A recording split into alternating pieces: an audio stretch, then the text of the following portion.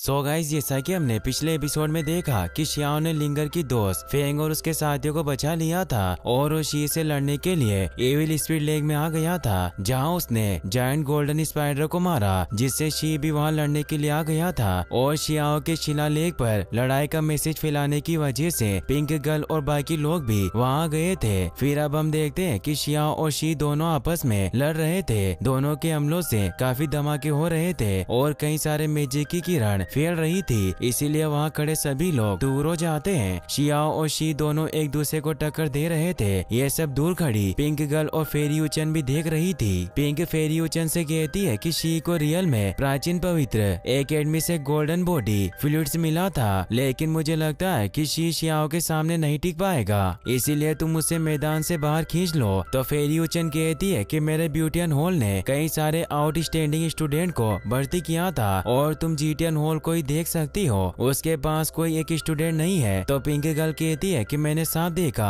और मुझे महसूस भी हुआ कि शी की बॉडी में कोई सीक्रेट सुप्रीम बोन या मेडिसिन नहीं है। इसके अलावा वो अपनी प्रैक्टिस भी खुद करता है, इसीलिए मुझे लगता है कि तुम्हारे ब्यूटियन हॉल का आउटस्टैंडिंग स्टूडेंट जल्दी शियाओ से पिटेगा और ये देखने के लिए मुझे ज्यादा इंतजार नहीं हो रहा है। शी शियाओ से कहता है कि छोटे भाई, तुम्हारा बचना मुश्किल हो गया है, तुम फिर से क्यों मेरे हाथों से पिटना चाहते हो, क्योंकि एक बार जब शी के अंदर सुप्रीम बोन डाली थी तब शियाओ मर चुका था, मगर गोडेस लियो और यून फेंग ने उसे फिर से जिंदा कर दिया था। शियाओ कहता है कि क्या तुम्हें लगता है कि तुम्हारे ऊपर गॉड का हाथ है जो तुम्हें मरने नहीं देगा? तो फिर आओ देखते हैं कि पहले कौन मरता है। और फिर से दोनों एक दूसरे पर हमला करने लगते हैं। शी कहता है कि अगर तुम्हारी फिर से मरने की इच्छा है तो मैं इसे फिर से पूरा कर देता हूँ। शियाओ कहता है कि मुझे लग रहा था कि तुम यहाँ से भाग जाओगे, मगर मुझे लगता है कि तुम लड़ने के योग्य हो। फिर मुझे भरोसा हो गया कि तुम भागोगे नहीं। शी शियाओ पर हमला करता हुआ कहता है कि तुम काफी बकवास करते हो और मैं तुम्हारी हर इच्छा पूरी नहीं कर सकता।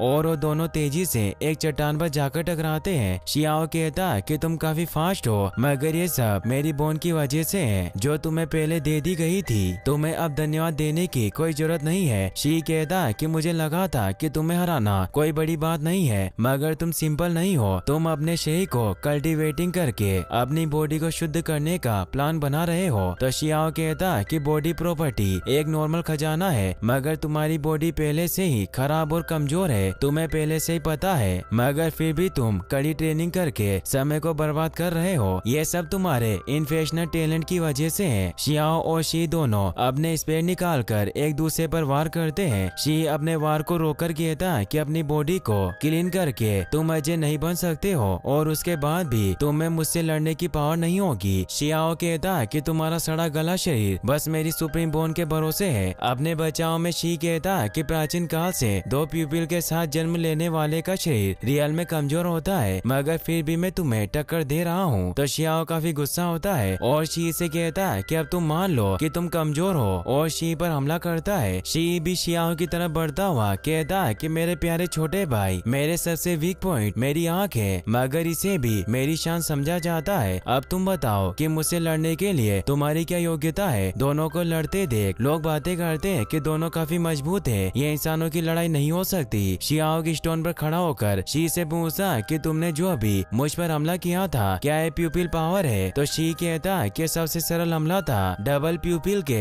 अनलिमिटेड अमेजिंग यूज है, तुम चाहो तो मुझसे लड़के स्लोली ट्राई कर सकते हो। शी के रिप्लाई में शियाओ कहता है कि मुझे लगता है कि तुम्हारी बॉडी की तरह तुम्हारी आंखें भी कमजोर है, तुम बस मेंटल आई वाले एक लड़के हो। ये सुनकर शी को बहुत गुस्सा आता है और शियाओ से कहता है कि तुमने अब काफी बकवास कर ली है और चेन ऑफ ऑर्डर पावर को एक्टिवेट करता है, जिसे देखकर एक आदमी कहता है कितनी कम एज में शी ने लो की पावर में महारत हासिल कर ली है। शियाओ शी की चेन को रोकने के लिए मर्ज ईगल प्लस प्राचीन शेड ट्रिक से हमला करता है। शियाओ की मर्ज पावर शी की चेन को तोड़ते हुए आगे बढ़ती है, मगर उससे शी को कोई नुकसान नहीं होता। शियाओ और शी दोनों एक दूसरे से टकराते हैं। तभी वहाँ एक आदमी आता है जो शी और शियाओ से कहता है कि तुम दोनों ने वर्ल्ड गॉड रियल्म के बैलेंस को बिगाड़ दिया है, अगर तुम अभी नहीं रुके तो मैं तुम दोनों को इसकी सजा दूंगा। वो आदमी शियाओ और शी की स्पीड को काफी स्लो कर देता है और ने बताता है कि तुम दोनों के पास तीन ऑप्शन है, पहला तो तुम दोनों लड़ना बंद करो और यहाँ से जाओ, दूसरा की लड़ते रहो, फिर मैं तुम दोनों को बाहर फेंक दूंगा और उन पर हमला कर दोनों को दूर कर देता है। तीसरा कि तुम स्काई बैटलफील्ड में जाओ। यह जगह एक लेजेंडरी गॉड लेवल अखाड़ा है, मगर जो लोग अपने एरिया के जीनियस नहीं है वो अखाड़े में रजिस्टर नहीं कर सकते हैं। लेकिन तुम अखाड़े में लड़ते हो और जिंदा बचते हो तो तुम्हें गिफ्ट भी मिल सकते हैं। तो शी उस आदमी से कहता है कि मैं जानना चाहता हूँ कि तुम कौन हो। तो आदमी बताता है कि मैं यूशी हूँ, साथ ही मैं इस जगह की रखवाली करता हूँ, इसलिए मैं तुम लोगों को भी इस जगह के नियम तोड़ने की परमिशन नहीं दूंगा, क्योंकि वो जगह है जहाँ एक बार एनिमल के मिल्क से प्यार करने वाले लड़के को भगा दिया था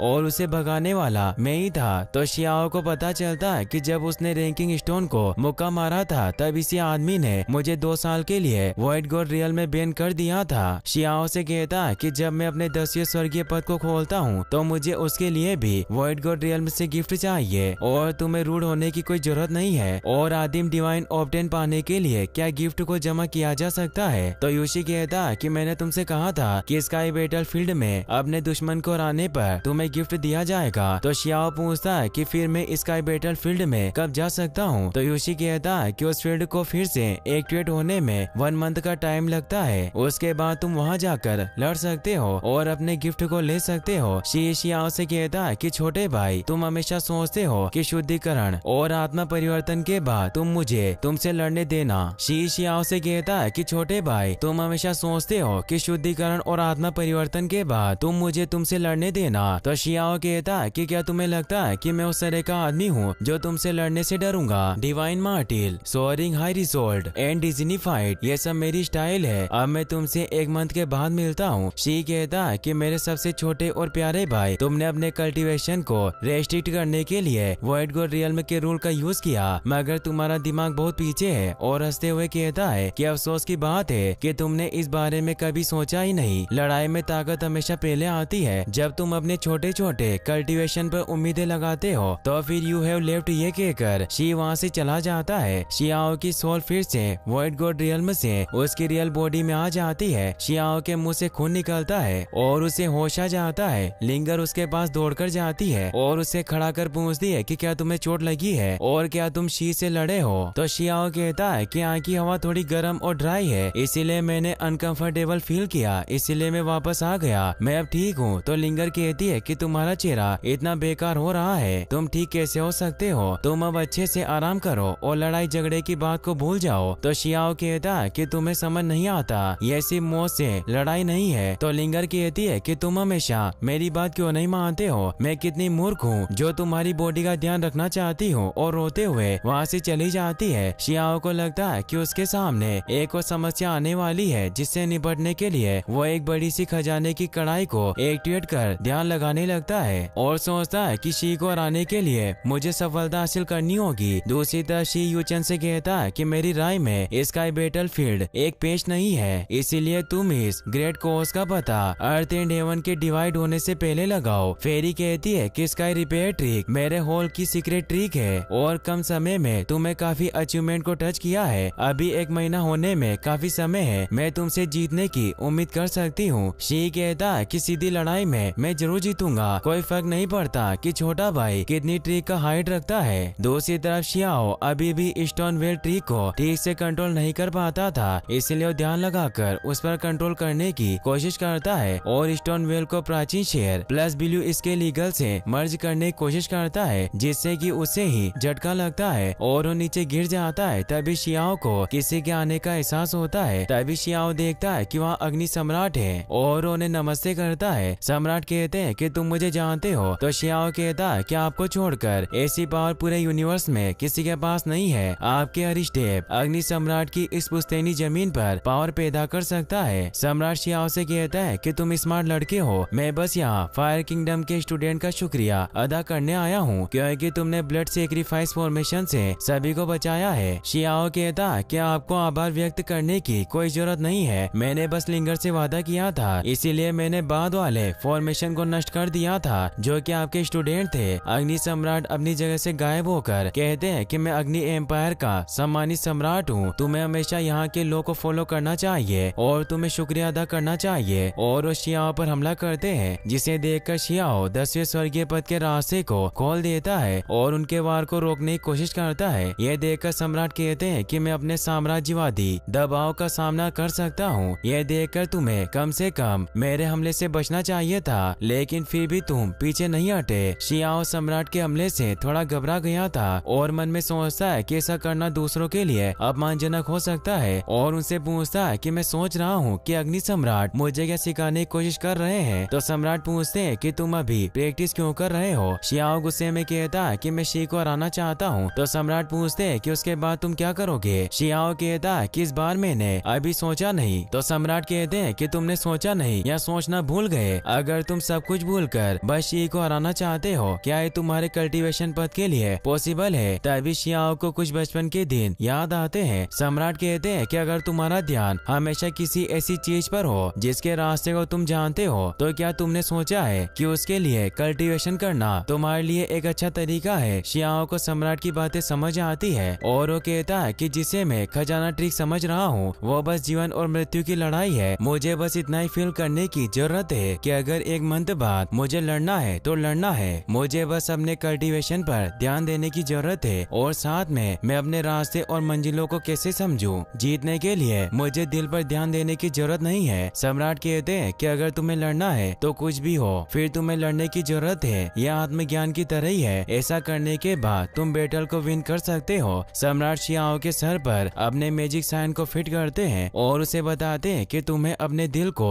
भूलने की जरूरत नहीं है, इसे अच्छी तरह महसूस करो और ये सीक्रेट ट्रिक तुम्हारे दिमाग में जमी धूल को साफ करने में तुम्हारी मदद करेगा। शियाओ के सामने अपने परिवार, टीचर, एनिमी और उसके जीवन के कुछ खास पल सभी की तस्वीरें उसे दिखाई देती है। शियाओ एक एक कर सभी को देखता है और ध्यान लगाकर ब्यूवेल स्किल प्लस प्राचीन शेड टेक्निक को स्टोनवेल ट्रिक के साथ मर्ज कर लेता है। सम्राट शियाओ को बताते हैं कि तुमने अभी जो कुछ समझा है वो गॉड लाइट ट्रांसफॉर्मेशन फर्नेस है और ये फ्यूचर में रेनबो ब्रिज का भी आधार है। लेकिन गॉड बनते समय सोचने की बात है कि बाद में धीरे धीरे तुम्हें इस रेनबो की पावर फील होगी और तुम्हारे हाथ में जो पिल पोशन है वो मेरे अग्निकुल का सीक्रेट है, लेकिन ये तुम्हारे पास है इसलिए मैं इसमें तुम्हारे लिए और पावर भर दूंगा। और शियाओ को एक कार्ड देते हैं। शियाओ कार्ड को पढ़ता है। उसमें लिखा था कि अगर तुम बड़ी मात्रा में सनफिश चाहते हो तो 2 लोकस्ट किंग को खोजना होगा, फिर उन्हें बेड में रिफाइन करना होगा जिससे कि ये ठीक से काम करेगा। शियाओ सम्राट से पूछता है कि तुम मेरी मदद क्यों कर रहे हो। तो सम्राट कहते हैं कि लिंगर थोड़ी घमंडी है मगर वो एक नेक दिल और प्यार करने वाली गर्ल है। अगर उसे किसी दिन खतरे का सामना करना पड़े तो मुझे आशा है कि तुम उसकी मदद करोगे जहाँ तक तुम कर सकते हो। तो शियाओ कहता है कि डेजर्ट को जीतने के लिए नोबल कल्टीवेशन ही काफी है, तो क्या आपको अभी भी मेरे प्रोटेक्शन की जरूरत है। तो सम्राट वहाँ से जाने लगते हैं और कहते हैं कि फ्यूचर की बातों की कोई भविष्यवाणी नहीं कर सकता।